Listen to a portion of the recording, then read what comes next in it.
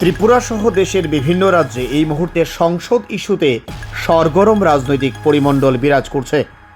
এরই মধ্যে দেশের স্বরাষ্ট্রমন্ত্রী বিজেপি দলের কথিত second in command Amit Shah গণতন্ত্রের মন্দির আইনসভায় দাঁড়িয়ে সংবিধানের জনক ডক্টর বি.আর. আম্বেদকরকে নিয়ে কুরুচিপূর্ণ মন্তব্য করেছেন।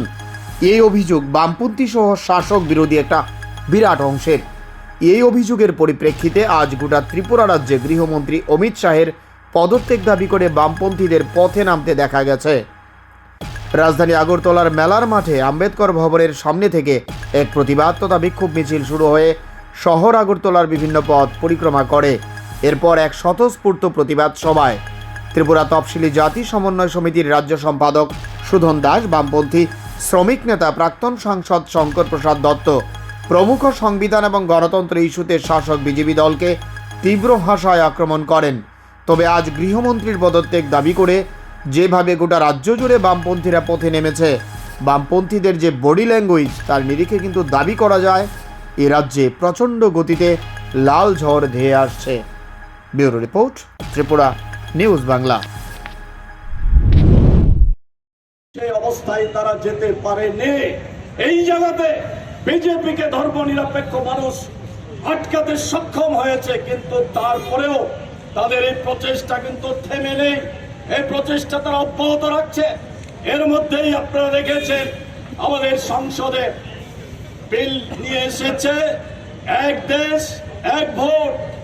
সেটাও কার্যকারী করার জন্য সংসদের 2/3 সমর্থন দরকার, যে সমর্থন তাদের নেই। তারপরে এই বিল এখানে উপস্থিত করা হয়েছে। তার মূল কারণ হচ্ছে আমাদের দেশে আজকে যে কৃষকরা সংকটে ভুগছে, শ্রমিকরা সংকটে ভুগছে, বেকারদের কর্মসংস্থানের কোনো সুযোগ নেই, গ্রামীণ বেকারদের কাজ নেই, এমনকি রেগার কাজ কমে যাচ্ছে, জিনিসপত্রের দাম বাড়ছে, জীবন জীবিকার মধ্যে চরম সংকট দেখা দিয়েছে। সেই বিষয়গুলি নিয়ে আন্দোলন সংগঠিত হচ্ছে। সেই আন্দোলনকে বিপদে পরিচালিত করার জন্য বিজেপি নতুন করে এক দেশ এক ভোটের এই স্বপ্ন মানুষের সামনে উপস্থিত করার চেষ্টা করছেন।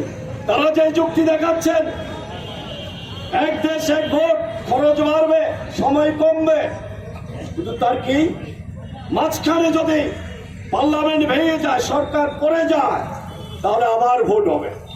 সেই ভোট হবে যদি 2 বছর বাকি থাকে, 3 বছর বাকি থাকে বাকি সময়ের জন্য, তাহলে আবার ভোট করতে হবে। তেমনি বিধানসভার ভোট, রাজ্যের অধিকার, যুক্তরাষ্ট্রীয় কাঠামোর মধ্যে কেন্দ্র এবং রাজ্যের ক্ষমতার ভাগ আছে, তো রাজ্যের সমস্ত ক্ষমতা কেড়ে নিয়ে এমনকি পঞ্চায়েত পৌরসভার ভোটের অধিকার কেন্দ্রীয় সরকারের কাছে নিয়ে যাওয়ার চেষ্টা করছে। তেমনি বিধানসভা ভেঙে গেলে 2 বছর পর, 3 বছর পর আবার ভোট হবে। কতদিনের জন্য? বাকি সময়ের জন্য। তাহলে এই ভোট বাড়বে না কমবে? এই যে যুক্তি দেখাচ্ছে মানুষের দৃষ্টিকে অন্যদিকে ঘুরিয়ে দেওয়ার জন্য, অবাস্তব যুক্তরাষ্ট্রীয় ব্যবস্থাকে ধ্বংস করে দিচ্ছে, সংবিধানকে ধ্বংস করে দিচ্ছে। তাই এর বিরুদ্ধে গোটা দেশের সমস্ত অংশের ধর্মনিরপেক্ষ গণতান্ত্রিক শুভবুদ্ধি সম্পন্ন মানুষ যারা, তারা আজকে এগিয়ে আসতে হবে। স্বাধীনতা যে স্বপ্ন নিয়ে আমরা দেশ স্বাধীন হয়েছিল, যে স্বপ্ন নিয়ে আমাদের সংবিধান গড়ে উঠেছিল, তৈরি হয়েছিল, সব ধর্মের, সব বর্ণের, সব ভাষাভাষী মানুষের অধিকার সুপ্রতিষ্ঠিত হবে। কথা বলার অধিকার থাকবে, মত প্রকাশ করার অধিকার থাকবে, আন্দোলন করার অধিকার থাকবে, কিন্তু সমস্ত অধিকারকে আজকে চুরমার করে দেওয়ার জন্য এই প্রচেষ্টা করছে বিজেপি। তাই আম্বেদকরের এই যে সংবিধান, প্রথম থেকে তারা বিরোধিতা করছিল, এখনো এই আম্বেদকরের সংবিধানকে মানতে পারছে না। এই সংবিধানের নামে শপথ নিয়েই সংসদে দাঁড়িয়ে সংবিধানের প্রণেতাকে অপমানসূচক মন্তব্য করছে। অমিত শাহ, তার কোনো অধিকার নেই এই মন্ত্রিসভাতে থাকার। তাই অবিলম্বে পদত্যাগ করতে হবে।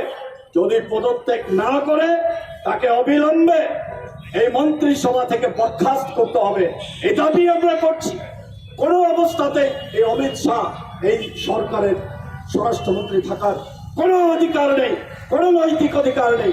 দুর্ভাগ্যের বিষয় হচ্ছে এই যে আম্বেদকরের প্রতি, ধর্মনিরপেক্ষতার প্রতি তাদের যে ঘৃণা, তার বহিঃপ্রকাশ ঘটেছে অমিত শাহর বক্তব্যের মধ্য দিয়ে।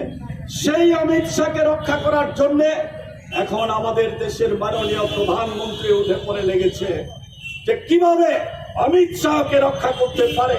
তাই আজকে আমাদের গোটা দেশের ধর্মনিরপেক্ষ গণতান্ত্রিক দেশপ্রেমিক মানুষের দায়িত্ব আমাদের দেশের সংবিধান রক্ষা করা, সংবিধানের জনক আম্বেদকরের সম্মান রক্ষা করা, অক্ষুণ্ণ রাখা।